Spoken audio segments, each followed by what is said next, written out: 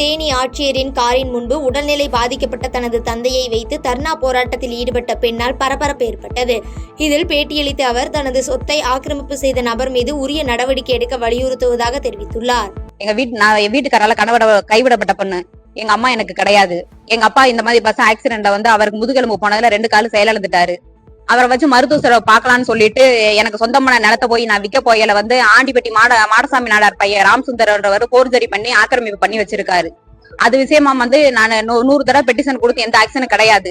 இன்னைக்கு எங்க அப்பா கூட்டிட்டு இதுக்கு எனக்கு ஒரு சொல்யூஷன் கிடைக்கணும். எங்க அப்பாவை வெளியில கூட்டிட்டு போய் ட்ரீட்மெண்ட் பாக்குறதுக்கு எனக்கு அம்மா ஆக்ஷன் எடுத்து எனக்கு அந்த நிலத்தை எனக்கு மீட்டு கொடுக்கணும் அப்படின்ற கோரிக்கைக்காக நான் இன்னைக்கு புகார் கொடுக்க வந்தேன். பாதகம் செய்பவரை கண்டால் நாம் பயங்கொள்ளலாகாது பாப்பா, மோதி மிதித்து விடு பாப்பா, அவர் முகத்தில் உமிழ்ந்து விடு பாப்பா. அண்மை செய்திகளை உடனுக்குடன் தெரிந்து கொள்ள இணைந்திருங்கள் இயம்நாடு தொலைக்காட்சியுடன்.